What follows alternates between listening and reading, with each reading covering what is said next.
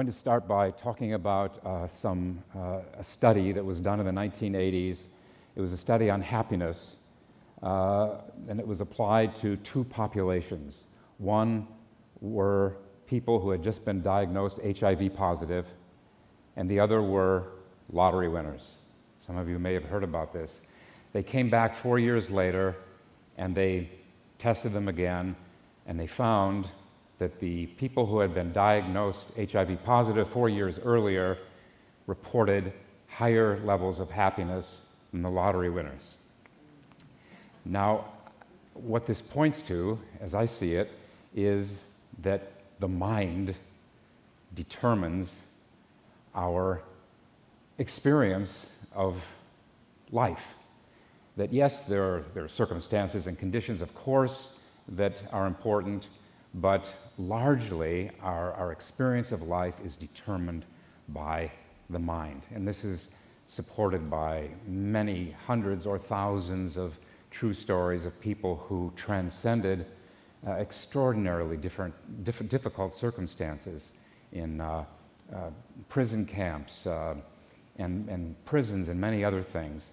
We have this tremendous ability to change our experience of the world. There are two ways of understanding this. One is as a matter of perception. That, and this is something that neuroscience also supports, points to, is that what we think of as a reality is really our interpretation of it. That the mind, each one of us, our mind is like a filter that filters out what we don't want to experience, and this gives us what we do want to experience. This is enormously important. It's a matter of perception. The second thing is a matter of function, where we learn through meditation how to direct our attention, that we have a choice as to where we direct our attention. The image I like best is a flashlight. We can use the mind like a flashlight. A flashlight has a beam, say we're in the dark. You can flick that beam in any direction, and this has enormous consequences because where we pay attention will also determine our experience. The great Spanish philosopher and writer José Ortega y Gasset said, "Tell me to what you pay attention, and I'll tell you who you are." Most people don't use this tremendous tool, this flashlight, of how to direct attention. But when you do, you confirm what Ortega y Gasset was saying, which is that the quality of our life is not determined so much by what we do as what we are. What we are, how we use the mind, and related to that, of course, is the way we respond in all situations. Now, I'm guessing that what I say from here on out is going to be true perhaps of many kinds of meditation. Zen is just one kind, but I'm going to talk about Zen particularly, first of all, because that's what I've been doing my whole life, is practicing Zen meditation, but secondly, because Zen meditation can be done without the use of any religious elements. You can do deep Zen meditation without any religious images, ideas, beliefs, dogma. It's kind of a generic kind of meditation at one level. So then what is the work of Zen meditation? Primarily, just to keep it simple, it's learning to detach from thoughts. That our thoughts are just one aspect of our mind, our consciousness. Now, I'm not suggesting that we have to abandon thinking. Thinking is obviously a marvelous endowment that we have as human beings. We need to use our thinking minds in analytical ways and evaluative ways all the time.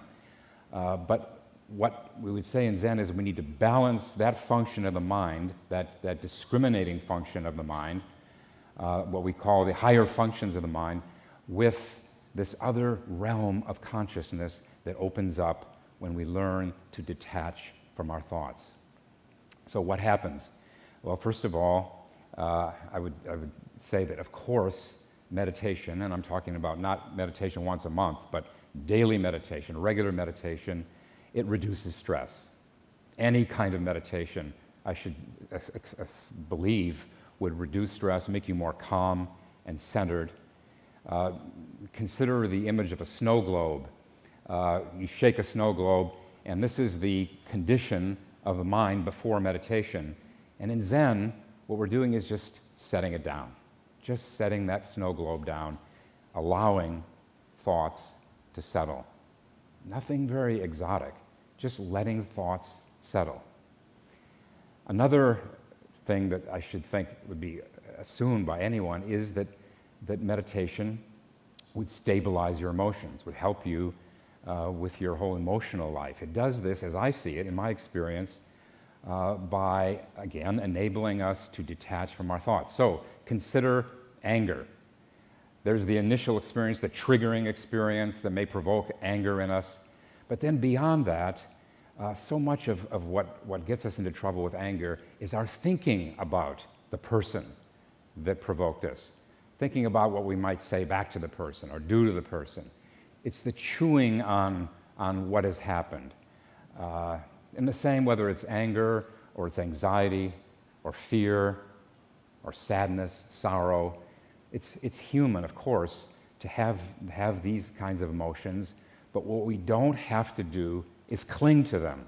That's where we really wreak havoc in our emotional life. A third, I should think, obvious benefit of meditation is that it develops concentration. And anything we do with stronger concentration, we're going to do more capably, even eventually more masterfully. Now, in addition to these things, which will make you a more stable, more competent person, there's a whole different level of benefits that come from meditation, and these have to do with the way our perspective is changed through meditation. So consider, I'm going to throw another analogy at you, consider thoughts, errant, random, irrelevant thoughts, the kind of thing that flits through the mind all the time.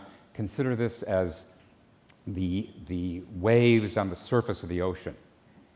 A lot of turmoil, a lot of buzzing of the mind. When I say this, the problem is that many people don't know how much their mind is buzzing all the time. It's like being on the surface of the ocean and just bobbing all the time and not ever experiencing what it is to get underneath the waves into the depths of the ocean. Now, what this does for us, first of all, through this accessing a different realm of consciousness, we find that we can get underneath problems. So what kind of problems? Ethical issues. What are the thorny problems? Ethical issues. What is more complex than ethical issues? We also find that we can face life decisions, that is, whether to get married, whether to take this job or that job, and so forth. This too, by meditating on it, we can get underneath the surface waves, and a whole new world opens up to us. And then, in the same way, we tap into what I would call the source or the womb of mind, of creativity, actually. In doing that, we also find we can open up resources we never knew we had. When I'm writing an article and I'm getting all tangled up in what am I trying to say here, I find that if I just sit down, cross my legs, in no time, I'm underneath all of that discursive thought, and somehow things suddenly become much clearer. It feels like cheating to do that, but it really works very well. One other aspect of this change perspective is on a much more, macro level, which is it changes our our way of understanding our place in the world. So in Zen, we understand that as long as we're using just this discriminating mind, this what most people think of when they call the mind, as long as we're doing that, we tend to see things fragmented. We see things divided. And especially we see things in terms of self and other, us and them.